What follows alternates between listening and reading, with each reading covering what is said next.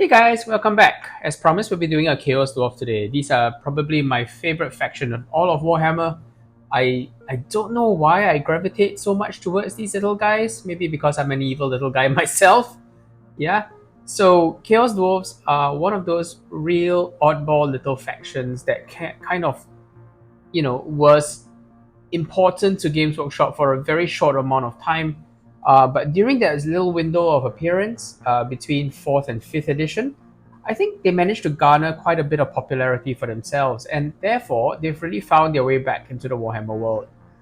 They are now in Old World, they are now in Total War Warhammer 3, and they just seem to have this, I guess, small but really diehard following. And I would relate because for some bizarre reason, I really like these guys. They're kind of quirky and different. I think maybe it was the first attempt, or one of the first attempts for Games Workshop to try to depart from the typical Tolkien kind of set of races. So these guys are dwarves, but culturally they are different. They split off from their Western cousins. They're sort of friendly, nice rune-loving, beer-swilling dwarven cousins from the World's Edge Mountains. So the likes of Thorgrim, Grudgebearer, and all that set. And they kind of went eastwards into the mountain holds, into the mountains in the east. And then what happens was that they were separated by the Sundering, that cosmic, well, not cosmic, but that global event, I guess, created by the Slan, sending earthquakes, it's just sort of like running throughout, riddling the mountains of the old world. And as a result, you have these dwarves getting isolated and then surrounded by evil chaos creatures. And, they essentially reach out to their Western kin for help. But because their Western kin are dealing with orcs and goblins and night goblins particularly, um, they are unable to reach out and help. And therefore, the Chaos Dwarves are left to their own devices. Now, in the darkness of this apocalypse, the Chaos Dwarves eventually call out to whichever deity will help them. And in the very end, it's Hashut, the father of darkness, a bizarre little chaos god. I guess he is malice and hatred and cruelty. And this being eventually becomes the deity of the Chaos Dwarves. So he takes the form of a giant burning bull, and I guess this is the first time we really start to get a little bit of that Sumerian or maybe Assyrian Babylonian kind of look creeping into a fantasy universe. And I kind of really like that because it was so unique and different. It was a very underexplored area of history, I suppose, visually in miniatures anyway. And it was really cool to see something that was so visibly different. So I've gone in and blocked in the flesh areas. Now on some of the miniatures, so on some of the Chaos Dwarf miniatures, they're clearly wearing gloves because basically the details of their fingernails are not there. But for this particular X-Man, which is the basic trooper of the Chaos Dwarf faction, he's not wearing gloves, which is fine. I guess he likes the tactile sensation of holding a weapon and that juddering, thudding impact as you smash it into your enemy. I love Chaos Dwarves. Something about just the uncontrolled cruelty and mechanical precision of the dwarf faction turned towards this really unpleasant, calculating nature really, really suits a kind of villain that you don't really see in the Warhammer world at the time. I guess when you think about alignments, it's very easy to sort of slot chaos, that like orcs and goblins into a kind of chaotic evil kind of thing. Dark elves, likewise, I would consider chaotic evil. They've kind of got their own self-serving ends, and it's all very individualistic and evil, very power hungry and self-serving. You kind of see the same thing with the Skaven, right? Because that whole like rat eat rat mentality kind of works really well with a quintessentially self-defeating evil faction. But when you get to Chaos Dwarves, you've really got something of a sense of a faction-wide pyramid scheme. And I think key to this is the idea that dwarves have a very inherently strong sense of hierarchy, and this pyramid scheme uh, essentially invests the entire culture with a sense of togetherness and really strong ideals when it comes to working together for the betterment of their species. You can sort of tie this thematically back to the idea that they were essentially abandoned a long time ago by their friends, and therefore that kind of bitterness and survive at all cost mentality really speaks to me on some level. I really like the way this sort of faction's flaws, in a way, can kind of be traced back to a single event, that moment of isolation from their Western kin, and therefore, there is a kind of, I guess, a continuity to the world building that makes a lot of sense to me. I like the idea that, evil factions in particular, and you know me, I love my evil factions. I like the idea that evil factions must have some kind of a, well, I mean, it's a bit reductive to say some kind of a personality flaw or some kind of a defining characteristic, but Chaos Dwarfs definitely have one, and it's that idea that they will do anything to survive at all costs, and they don't really care who they sacrifice along their way on the altar of progress and survival, because as far as they're concerned, everything is existential, right? Everything is an existential threat. Um, Sort of stray a little either way towards kindness, or stray a little towards inefficiency, and your entire civilization could come crumbling down. And they're the sort of the apex decision makers of their civilization, which are the Chaos Dwarf sorcerers, are constantly in this moral quandary to try to get the most value out of whatever resources they might have. And in so doing, they've become calculating, they've become cruel, and they've become just really lacking empathy as a species. And I think that's really compelling, especially since you can sort of see how a dwarf that's already, kind of lacking empathy, to be perfectly honest, except for very specific kin. Their loyalties are very, very clearly defined. They wear their hearts on their sleeves and so on. Chaos Dwarfs are kind of an extreme manipulation of that kind of personality, brought about by exposure to really nasty conditions, and of course, probably influenced by their uncaring god, Hashut. And Hashut, of course, now that we've watched probably all the interviews that we're likely to get out of Rick Priestley, kind of wonderful, really. He's talked at length about how Hashut was originally as just a sneeze, the sound Hashut, as you make a sneeze.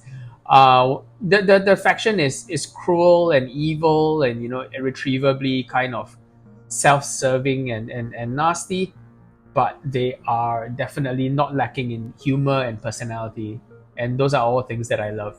But back to the idea that, yeah, if other factions are chaotic evil, the Chaos Dwarfs are most certainly lawful evil, because they have a sense of their larger society as a whole. Every dwarf, every Chaos Dwarf has a place within this larger society, and every race which is useful gets subsumed into it, and every race that is not useful is basically exterminated. And that's just, wonderfully like really Machiavellian. Everything is kind of second to survival, and that really works well with the whole idea of a dwarf people kind of brought to the brink of extinction and forced to learn some very harsh lessons about how to survive and how to exist in the lands far to the east. So industry is the core of the Chaos Dwarf people. uh, the idea of having to make use of whatever they can find in the ground to kind of rebuild their society from the ground up after the great earthquakes brought their dwarven hosts crashing down upon them, leading them to an exodus out into the eastern lands, where basically they found nothing but enemies. Chaos Dwarfs have found a way to survive in this most inhospitable of environments, and they have picked up some unique traits which built on their dwarven character, which is great. One of the things I like the most about Chaos Dwarfs is also the fact that they didn't completely rewrite, the personality of dwarves. It's not that they're just dwarves somewhere else and therefore dwarves are completely different now. but really the toughness, the innate stubbornness and sturdiness of dwarves still remains very much a feature of their people and personality. So much so that they are quite uh, resistant to fire now. Fire in the east of the mountain ranges would be a near constant feature of where they live.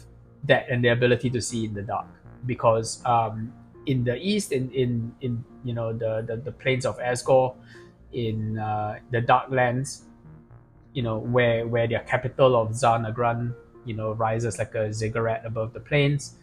That's basically where the Chaos Dwarfs hold sway in their dominion, and they've built their little pyramid scheme, literally a pyramid, right? Among the Darklands and the Great Skull Land, which is Zharr. Awesome, awesome story. Really, really enjoy it, and I really like them as an addition to the Warhammer world. Unfortunately, they didn't stay in the Warhammer world for very long. They kind of vanished without a trace for a little while. They appeared here and there in side games like Man of War. There was a Chaos Dwarf fleet in Man of War, and for Blood Bowl, for example, there was always a Chaos Dwarf team. And Chaos Dwarfs have just been re-released recently. Yeah, and it was nice to see these like ancient factions kind of like rise from the ashes a little bit for every now and then. But it wasn't until we got to Warhammer Total War, I think it was 3, that we got to see a little bit more of the Chaos Dwarves and learn a little bit more about their personalities. And I think, I'm quite critical of Warhammer Total War for what it does to the key premise of Warhammer. To me, Warhammer was always a game where you create a small faction and then you kind of take it from strength to strength. But it was always the to me, it was always the personal bodyguard of a character, and the growth of the character was always paramount together with his small coterie of followers. It wasn't really about gigantic battles necessarily. I think that's something that really came later when the later editions of Warhammer came around. Originally, it was always almost like a pseudo role playing adventure with your one lord and his retinue trying to eke out an existence and win fame and win fortune amongst like just a really dangerous land. That was the early days of Warhammer, I suppose. Later on, it became about gigantic empires and so on. And then, of course, the challenge with that is when you are essentially telling the story of an entire faction. I think the caricature element becomes very strong. When you could sort of create your own little dark elf princeling, for example, trying to secure the aid of the sorcerers of like Hackgrave or something, or something similar. So going from place to place, trying to win a little bit of notoriety for himself and his family. I think you really had the beginnings of a very personal story that you could be telling, and your story by definition would be different from everybody else's story that they were trying to tell. So your color schemes and your sort of triumphs and failures would be completely unique and your own. So it went from that to very much telling the story of a faction, in which case it became a story that was already told, because instead of being about your story, it became about Malekith's story. And Malekith, the Witch King, it's a really cool character, but I always thought that he functioned better as a distant power, that would eventually rise to check your progress, as opposed to a character that was the protagonist of his own little story. So, in that sense, Warhammer felt both bigger and smaller. Bigger in the sense that Malekith rules and his entire faction from Nagaroth, but smaller because Warhammer was always down to the same few characters, stories being told, and that kind of made it dry and boring, as opposed to earlier days when I think it was more about exploring your own little corner of your faction. So, with that in mind, Chaos Dwarfs, I always liked the idea that Chaos Dwarfs were their own little pocket of strangeness in the Warhammer world. They were geographically really isolated from many of the other factions. Most of what they experienced was just marauding orc and goblin tribes, and to that end, they did rather well in subjugating and sort of controlling these tribes for their own ends. As far as trade and interaction, typically they would trade and interact with chaos warriors, chaos warbands, and they were said to make the best magic items as well as the most powerful, well-made armor and weapons and so on and so forth. So that was the chaos dwarves. They were smiths that and demon weapon forgers, and they took great pride in making things really well. But they always also had a very practical element to their creations. Dwarves, I think, dwarves valued tradition, and they valued the individuality of a smith in placing his mark upon his masterwork. Chaos Dwarves just created very effective and very practical weapons. If there was any creativity in their weapons and creations, it will be in how fiendish they were, and how original they were when it came to harnessing the killing power of fire and explosives. And that really kind of worked for me as an image. Really like the idea that Chaos Dwarves were same but different. When it came to the Chaos Dwarves and Dwarves, they were sort of two sides of the same coin, very, very similar, built upon the same core of personality traits, but with very, very different, I guess, outcomes. It's almost like, yeah, they were like siblings, of course, and they developed very differently under very, very different circumstances. And the Chaos Dwarves have always kind of done everything to maintain order over their tiny little, empire. The idea that you've got mass orcs and goblin tribes, and the Chaos Dwarves themselves were relatively few in number, was always a big fear for them. So in place of brute strength and raw numbers, which was something that the dwarves could call upon in the early days of their civilization, and they lost that ability a little bit later on, unfortunately. But yeah, at their height, the Dwarf Empire was enormous. The good guy Dwarf Empire was enormous. The Chaos Dwarfs were never really large in number, because really what it was just a handful of clans that were scattered in that part of the world, and they were always the far-flung clans to the east anyway. And then as things got bad, they went even further east. Yeah, so the Chaos Dwarfs were never really large in number, but what they did was they supplemented their small numbers with basically slaves, as well as subject peoples that they could control. In particular, they made extensive use of hobgoblins, who it turns out you could always rely on to betray when needed, but that made them predictable, and therefore the Chaos Dwarfs knew exactly when the hobgoblins would be useful and in what capacity, and they really reached out to them and made use of them and their spiteful nature in order to stab the other goblin tribes in the back and bring them all under the fold. The Chaos Dwarfs also did really interesting things with it, with genetics. All of this doesn't sound very fantasy, right? But that's what made it cool. Yeah. So Chaos Dwarfs are credited with giving rise to the race of Black Orcs, which were those orcs which were bigger and more powerful and more dangerous, and just more bloody minded than any other kind of orc. They were the only group of orcs that would not sort of fall apart to infighting.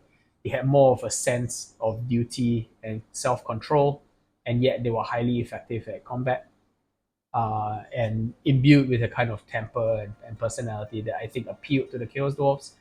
Unfortunately, they proved a little bit too proud and a little bit too independent, even for the Chaos Dwarfs to control, which is a really nice lesson, right? Because it turns out when you treat people like slaves, they rebel, right? And creating something that resembles yourself, right? An orc race that is strong, proud, tough, independent, capable, all the things that the Chaos Dwarfs didn't see in their hobgoblins and orc and goblin slaves. It turns out that they rebel on you because these are the very traits that leads a species towards success, and therefore you end up with a faction that's very heavily divided. Chaos Dwarfs and Black Orcs. Sorry, this is Ultramarines blue, by the way. Yeah, so that's going into his cloth areas because a bit of blue helps the red to really pop. But yeah, so it turns out that Chaos Dwarfs found out the hard way that when you create a race that's much like yourself, through all your hideous experiments, you end up creating your greatest rival. And that went quite spectacularly poorly when the Chaos Dwarfs, when the Black Orcs essentially created a rebellion in the Tower of Zharr itself. And the Chaos Dwarfs were driven ever northwards towards the summit of their ziggurat. And at the 11th hour, just when the Chaos Dwarfs were about to be wiped out, who should come to their, I wouldn't say rescue because that sounds a lot more altruistic, but who should basically offer a solution to the problem of their rebellion than basically the hobgoblins, who are quite willing to stab their stronger, tougher, smarter, prouder neighbors in the back in order to climb to the apex of this pyramid scheme. And so that happened.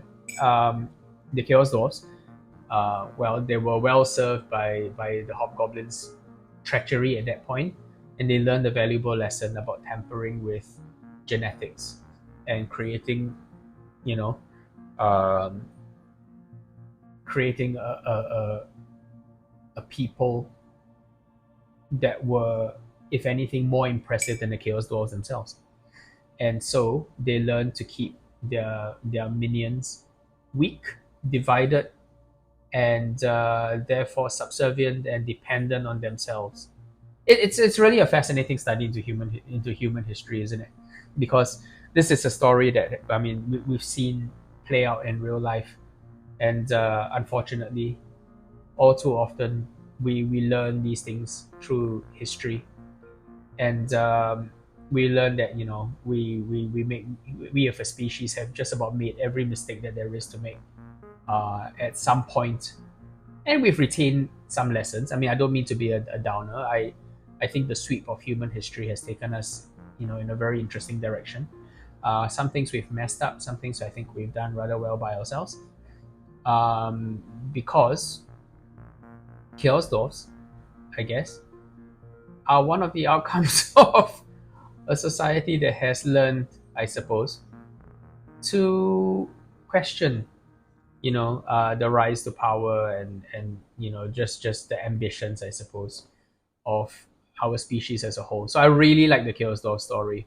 I think there's a lot that we can gain from it, just as an interesting and fascinating story, as well as there are lots of life lessons I think that we can take away from their misadventures in the far east of the Warhammer world. So yeah, hobgoblins, a major part of the faction. Something that as a child I didn't get into because hobgoblins were expensive. They were all metal, and Chaos Dwarfs they weighed in at way more points, so it's a lot easier to build a decent sized army out of them without resorting to the extremely cheap hobgoblins. Hobgoblins are generally about 5 points each. So to do a unit of 10, you would need like 50 points. You would need like whole masses of them really. In order to fill up an army with them, you would need a whole bunch of them. The dwarves, on the other hand, were a whopping 15 points. They were like fully 3 times the cost of your hobgoblins, so you could get away with a lot fewer of them. Plus, they look cool, right? They were the titular, race in this faction, and they kind of took pride of place in all of the artwork. Wherever you would see them, you would see the Chaos Dwarfs in the forefront, and then you would see small pockets of hobgoblins in the back, or being used as chaff infantry or similar. But now that I've had the opportunity to revisit this faction, I think hobgoblins are a really important part of the faction and a really important part of the lore. So I'll be looking to try to include more hobgoblins into the mix. Plus, I think the hobgoblins are sculpted with quite a bit of charm, right? They're definitely the funny part of the faction. because they're a species that's basically so given to infighting and backstabbing that they are just inherently they're so predictably treacherous that they became something that was a usable tool, right? And as a result, they are, just the ultimate tool to be used by the Chaos Dwarfs in their conquest. So I really like the Hobgoblins as that subset of the Chaos Dwarf faction, and I think personality-wise, they're a perfect counter to the Chaos Dwarfs. They're not strong. They're not organized. They're not anything. They're kind of just a motley collection of just curs and and generally they've got kind of the demeanor of a whip dog. I think it was the description that Rick Priestley put into his one into the one army book that the Chaos Dwarfs received, and that sentence always stuck with me. Right, the idea that the hobgoblins were they were terrible creatures. Really, I mean they were completely unreliable, but in that sense they were reliably unreliable, and that worked really well with the grand manipulators that the Chaos Dwarfs were. Chaos Dwarfs were looking for a point of fixity in a very complex and evolving problem that always stood a chance of spiraling away into problems. So in that sense, the hobgoblins were that point of fixity. And the rules for these factions, right? One of the things that's really nice is that the Chaos Dwarf faction rules really reflected the world building that was inherent in their backstory. So orcs and goblins armies, right? As just as a faction, they tend to have this rule called animosity, and that's a real bugbear. So for orcs and goblins players, so I imagine any one of you who's played orcs and goblins or whose regular opponent is orcs and goblins, you probably get a like PTSD, a spike of PTSD out of that. Animosity for the orcs and goblins is a constant bane on their ability to organize.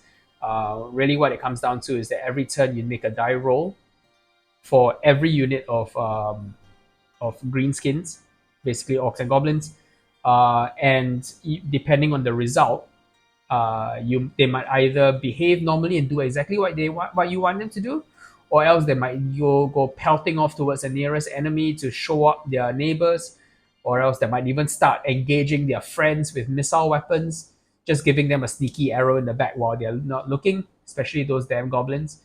Or they might even go charging fully into close combat, into their erstwhile friends to fight a round of combat, take the opportunity to kill some of their friends, just stab them in the back in a really mean and horrendous way. So now, how this worked with the Chaos Dwarf army was because of the way the Chaos Dwarf army was organized, with hobgoblins, with black orcs, with goblins, all of these various subspecies. What you ended up with was you had a whole different group of animosity tests to be taken by every single one of the factions. So black orcs took no animosity tests because black orcs are generally disciplined and self-reliant and so on, independent, and they have a martial pride that prevents them from squabbling amongst themselves. The orcs and goblins would happily squabble amongst themselves, so they suffered the full brunt of animosity, unless there were hobgoblins on the field as well. If there are hobgoblins on the field, what basically happens is the hobgoblins are, because they're almost guaranteed to betray the orcs at some point. All other greenskin factions don't suffer from animosity, which is hilarious because everybody else becomes more reliable because the hobgoblins are so reliably going to betray you. And the other thing that was interesting about the hobgoblins is that they also were not immune to animosity themselves, right? So they continue to take the tests. So they become the least reliable, I suppose, out of the lot. But really, they're very limited in who the targets of their animosity can be. They're not going to F around with the Chaos Dwarfs. So if you've got an army that's majority Chaos Dwarfs, Actually, the hobgoblins have very few targets for them to act up. They're not going to dare to lose a round of arrows into the backs of their employers. They're not going to go charging off into combat to fight a round of combat to try to kill off a few Chaos Dwarfs. That's just not done. So interestingly, they became a little bit more well behaved the more Chaos Dwarfs you had around them. So really, that made your Chaos Dwarf player think very, very carefully about whether or not you wanted to commit to having hobgoblins at all, which is generally a good idea. Black Orcs actually also had their own Quell Animosity rules, insofar as the presence of Black Orcs had a tendency to stop goblins from fighting amongst themselves, which was kind of nice. Gave you a little bit of a reprieve from all the nonsense.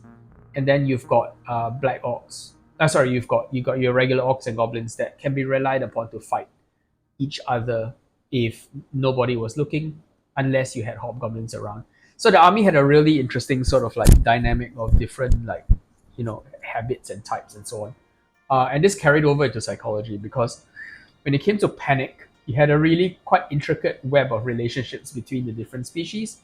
So generally speaking, Chaos Dwarves are pretty, they're pretty organized, pretty unlikely to run away because they're fairly confident and they know their stuff. So Chaos Dwarves could be relied upon to hold the line. Hobgoblins, you can't. Hobgoblins actually take panic tests from everybody.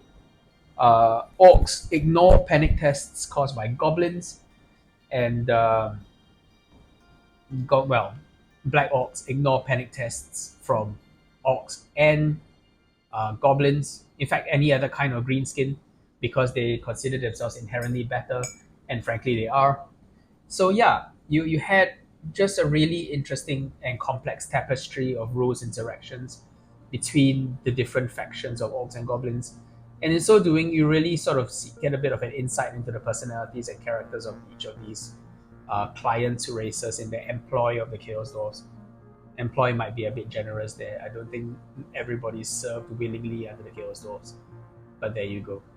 So yeah, really, really cool series of interactions, which I realized as a child I shortchanged myself out of because I didn't manage to get the hobgoblins into my army, mostly because I couldn't afford them.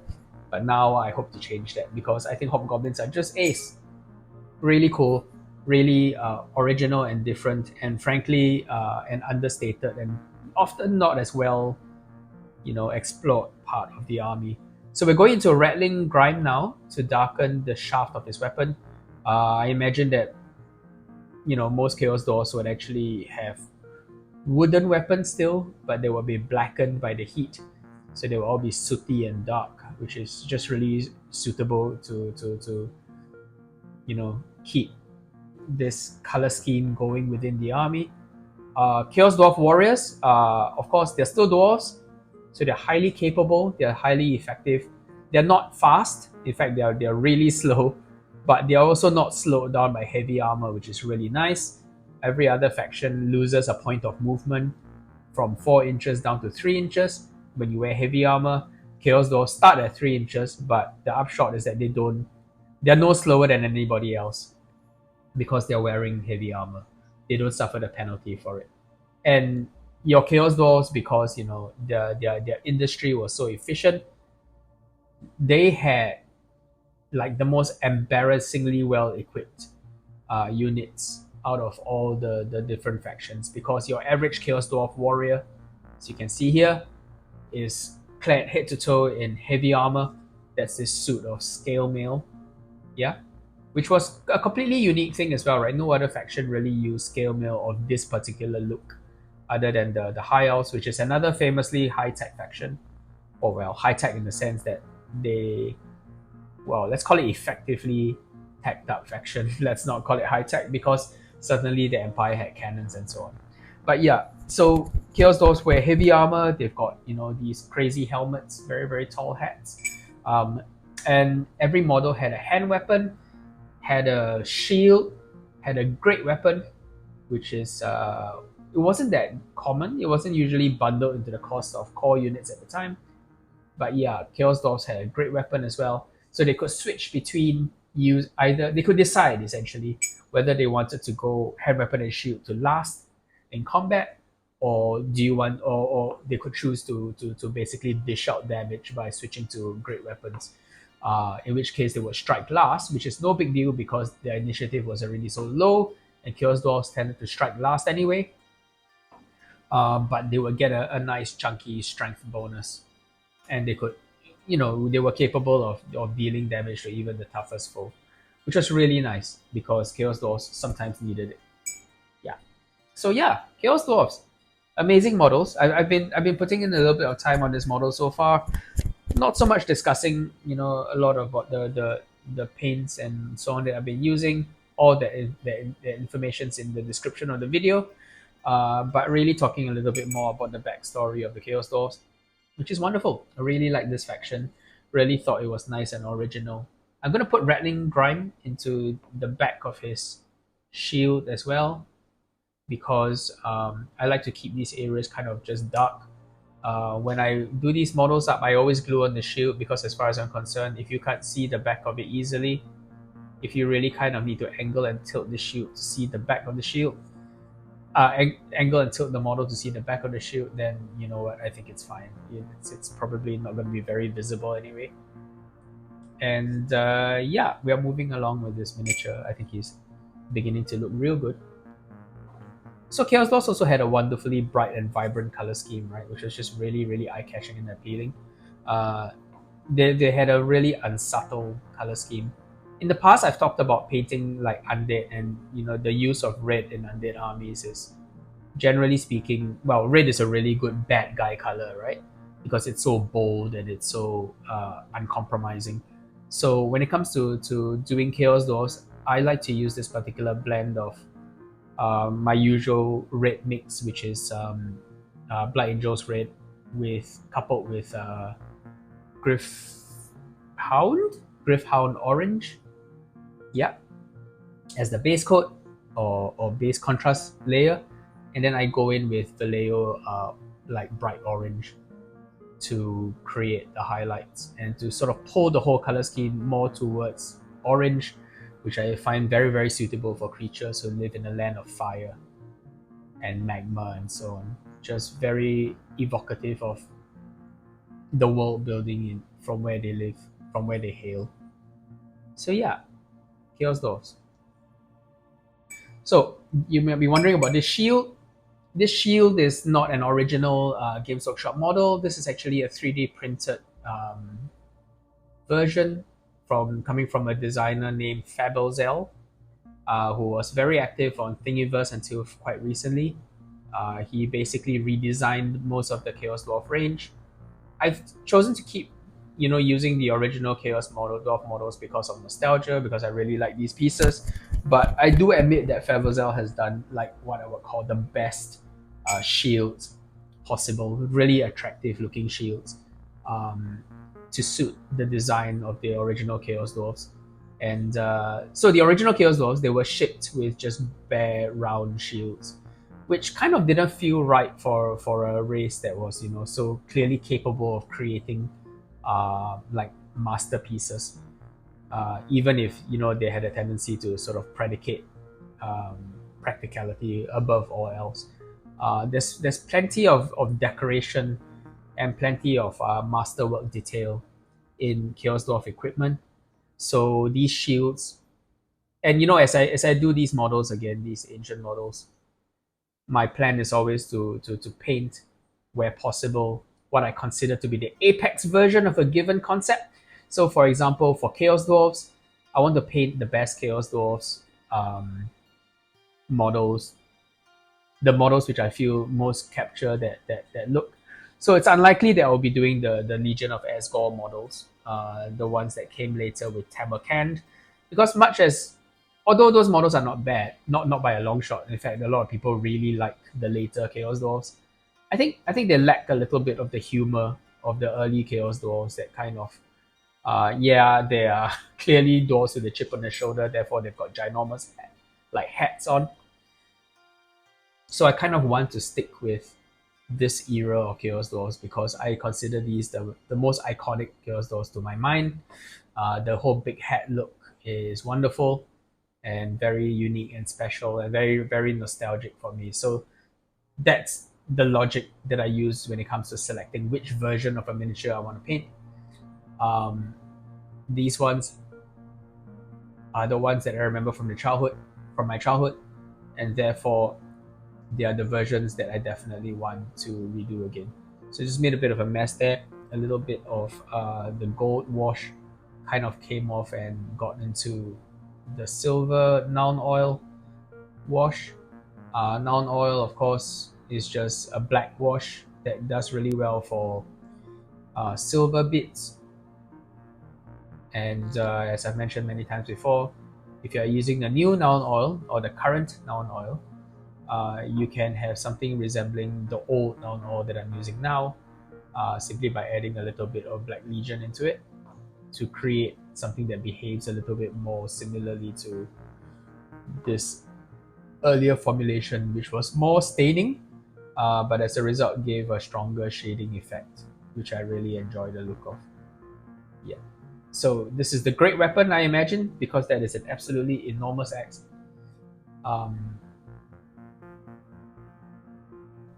Some of the Chaos Dwarf models actually have tiny little daggers and so on.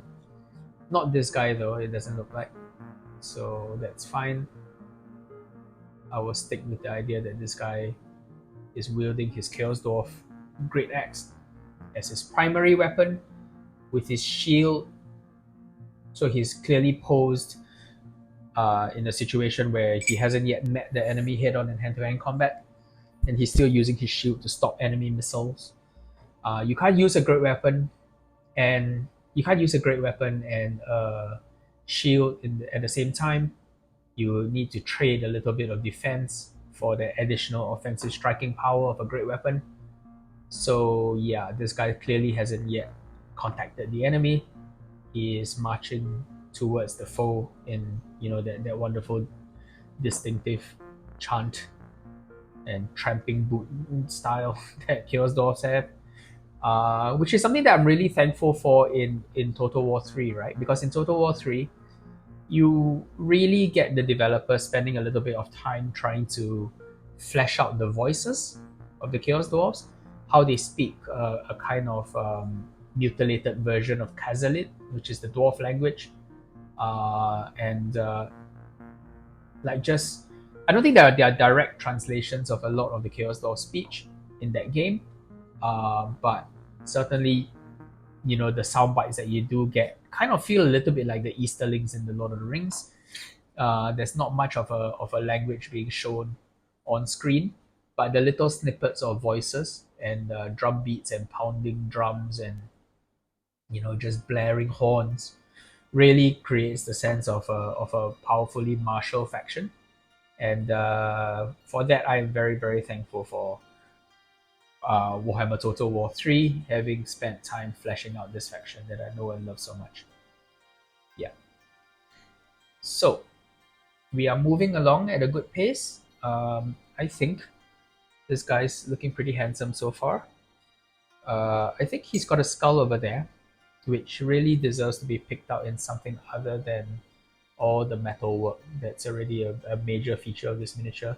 So I think I'll go ahead and switch to some bone later on to flesh it out. Actually, I will take a hairdryer break now, and then I will come back in and do a little bit more work on him. So see you in a bit. As promised, that skull at the base of the shield. I've had a bit of a change of heart though. I kind of think it looks better in gold than in bone, simply because I think a lot of the detail work on this miniature is kind of that color anyway. So I like the idea of continuing down that trend of using gold for all the details so that it reads more distinctly. The bone I think might confuse that part of the model, plus I think it also blends a little bit too readily into the yellow. So let's not do that. Okay, cool. So I am applying, now that everything has kind of dried off a little bit and everything's a bit more distinct, I'm coming in to redefine the shapes on the miniature. This is one of the problems with working with a lot of contrast paints or washes, which is that you can lose the shape a little bit. Yes, I know the whole point of a contrast paint or a shading wash is to run into the recesses and darken the areas which are recessed. But sometimes it can also make the model look a little bit uniform and dull. So my tendency is to want to come back in with silver in order to redefine all the hard edges of the model. So where you've got a sharpened X blade, I think that should be a brighter silver, and it can sort of help to define a little bit more of the form of these Chaos Dwarf weapons, which are so distinct and unique anyway, right? They really do benefit from a little bit more refining in order to really get the point across. Now, I don't mind the idea that the equipment is kind of darkened and sooty. I think that is very in keeping with the whole theme of the Chaos Dwarfs. They come from a place where you've got a lot of forges and a lot of, mines and so on, a lot of industry. So keeping it dark and sooty is really appropriate, and is in keeping with the concept. So I will keep it as such. I like it that way.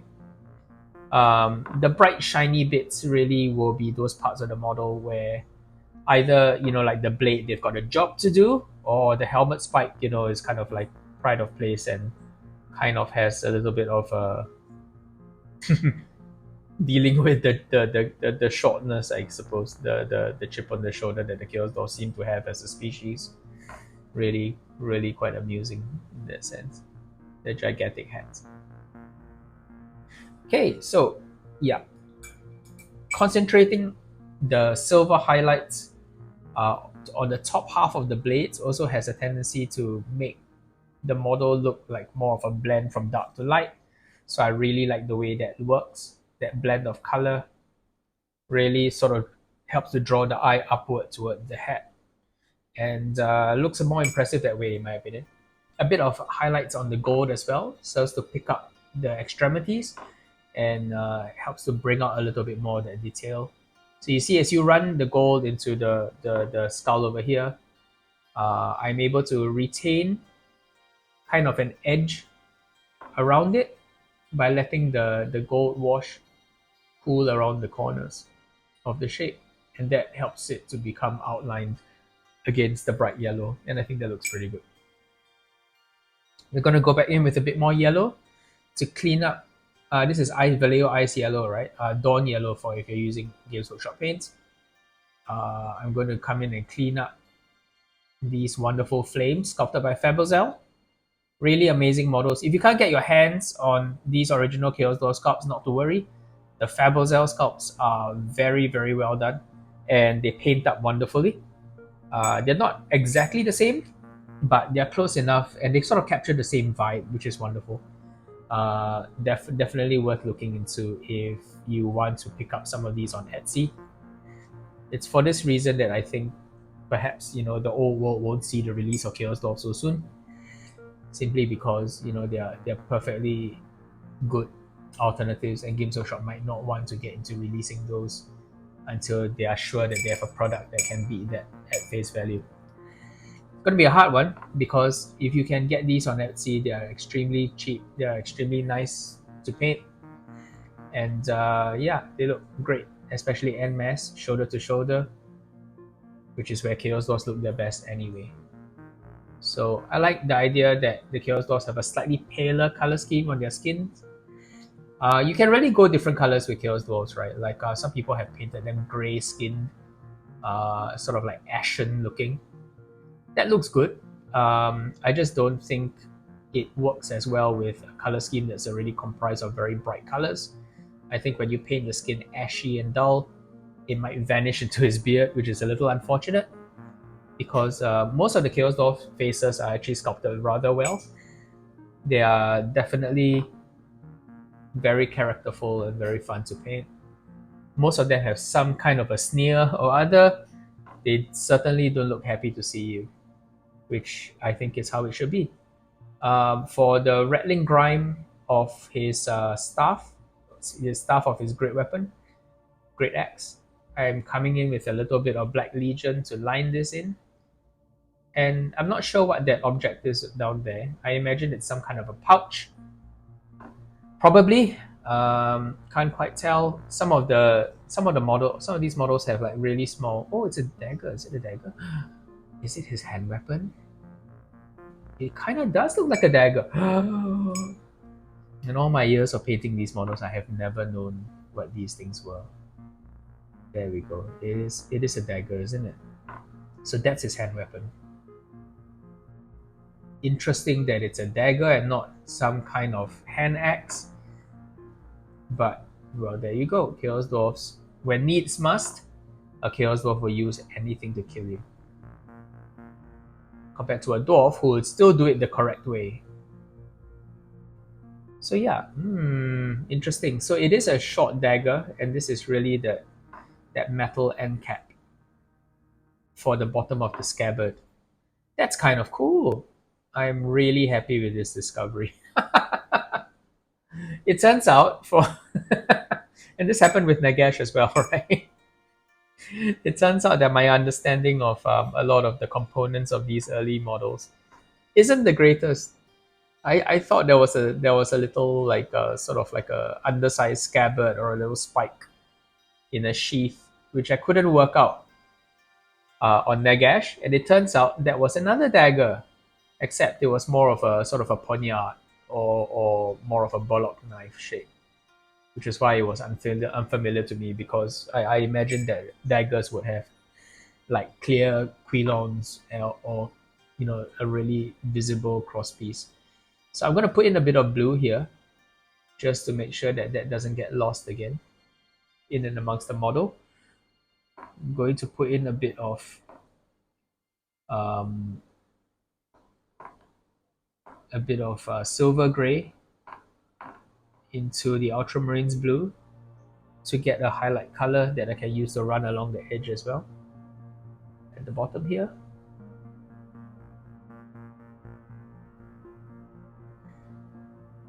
And yeah, I'm really happy to. I don't know. I'm at the stage where I think little things have made me happy about this miniature. So just adding a little bit of detail around his underclothing, top part of his shoe, and the hilt of that dagger. Now that I know it's a dagger, the crosspiece and general hilt, I think I would probably do in gold as well. Once that's a little bit more dry, I will come back in and give them a bit of a wash. Yeah, this sort of like tunic that he's got under his armor has sort of a quilted look about it. So really quite pleasing to see that all of his equipment is really well made, in keeping with an otherwise rather fastidious. Yeah, I guess it's nice to see the dwarven fastidiousness still present in the Chaos Dwarf, because we love dwarves on this channel, and it's really nice to see the personality not get kind of lost even with a different faction. So I'm gonna just highlight these very simply by just drawing a line down the center of each of these rows of really curly hair, another highly distinctive feature of the Chaos Dwarves, and then maybe pick out some of the strands of his mustache. And find out that I missed a spot on the side of his nostril. There we go. So I think he's looking pretty good. He's got eyes in there. I wonder if I want to try to do that on camera or off camera. Maybe I'll just darken the sockets for now with a bit more rattling grime, and then worry about that off camera. Because I'm happy to say I will be taking these guys into a game soon. My first fourth edition game in goodness knows when. Actually, it'll probably be 5th edition, because 5th edition was the edition where these guys were still usable. Plus, there's a slightly cleaned up version of the rules, not sitting in so many separate supplements that you had to acquire. So generally a much more neat and easily parsable version of the rules. and I'm looking forward to taking them against my friend Michael's Lizardman. That should be good fun, and I hope to post lots of pictures on my Instagram and share that with you when it happens. Okay, so I think with maybe one or two final highlights, I am quite happy with the way he looks. I think the red needs a little bit of a boost. So final highlights, just to bring that out. Sorry, I tried to do it a little bit closer to the camera. Hope you can see.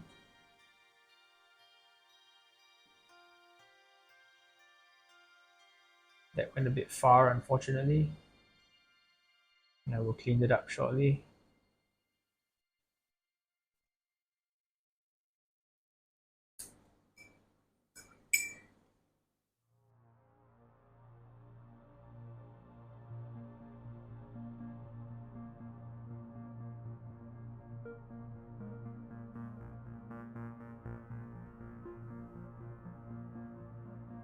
Cleaning that off with a damp brush. A bit of silver.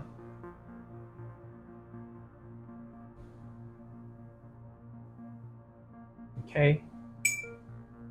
A little bit more of this highlight on the edge of his helmet. His hat. Don't really know whether to call it a helmet, I suppose. I guess it is made of metal and it is kind of protective to some extent. But yeah. If you think hats of this size were silly, yes, they are silly. But also, a lot of hats of the Napoleonic era were fairly tall, not quite this tall, but still quite tall. Things like shakos, which were designed to absorb sword blows from above. And as you can see, Chaos Dwarfs need all the protection they can get from above because they're rarely going to be fighting enemies their height. Or maybe they don't need the help against things like goblins and shorter creatures. But yeah, fighting against taller opponents is definitely going to be a problem. I'm definitely going to be worried about dealing with lizardmen. That's going to be a problem because those guys are tall and strong. My poor Chaos Dwarfs are going to have a bit of an uphill fight against them. But that's how it is. I'm sure we'll figure it out. And we've got all our fiendish technology to help us through. A little bit more of a highlight on this weapon. And I think he's ready to hit the tabletop. And he's got many friends who will need, preparation for the big day as well. I'll be happy to share those pictures with you. Looking forward to it, really.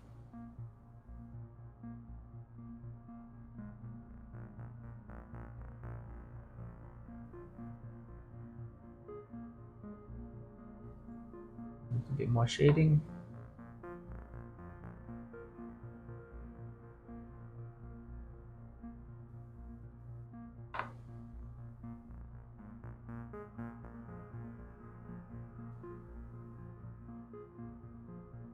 And I think he's looking pretty good. Okay, great. We'll leave things here. Might come back to revisit him at a future time. But for now, I think if I can stop messing around with the details. Pardon me. Little bits and bobs need addressing. Yeah, I think he's looking pretty good. So this is our first Chaos Dwarf that we've been painting on this channel. We'll be doing a great number more. Also looking at things like the war machines, as well as some hobgoblins to be their dedicated servants. Should be good fun to do. I hope you join me for more of these. Happy gaming. Cheers. Bye bye.